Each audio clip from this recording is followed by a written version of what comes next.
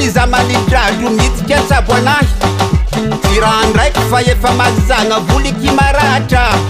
ka ampakaro amy tiribonaly angalako lamande tsy le fitrovary anahy tsy le fitrovary anahy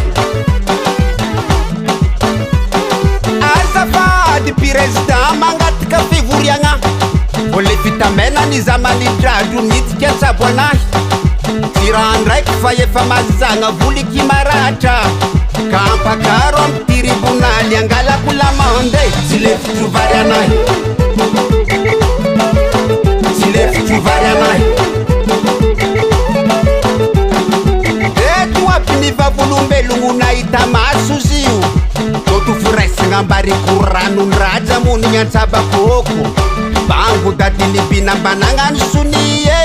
ary le fitamena ny nagnatsabo ampitiry fouriera ampakaro mandry tsara ampakaro mandry tsara eto aby ny vavolombelogno nahita maso zio toto foraisagna ambariko ranondraja monigny antsabakoko bango dadiny binambanagna ny soni ary le fitamena ny nagnatsabo ampitiry fouriera ampakaro mandry tsara oya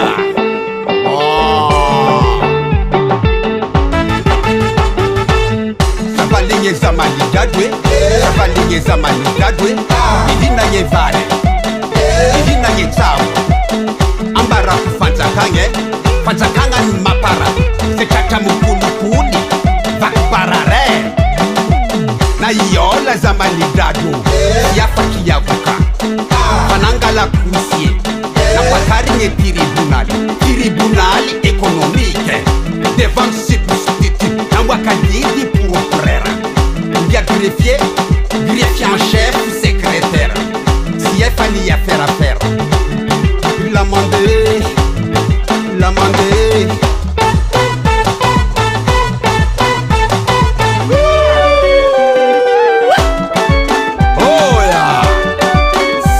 Docteur JD avec la participation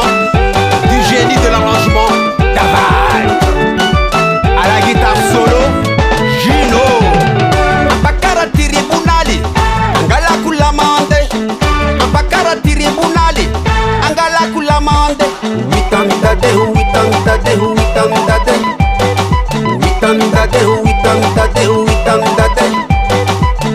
ampakara tribunali angalaku lamande ampakara tribunali angalaku lamande tikeko tsy timirividabe telonjato sambavany tsy lefitro tsy lefitro tsy lefitro tsy lefitro tsy lefitro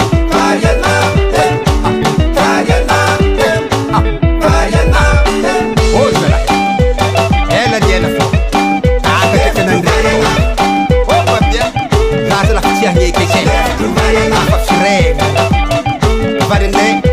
variana afasiagna valatsarabe ombonangy ambala butrone isambana za tsy ageky atako telo zazagabakisana Davalt Record.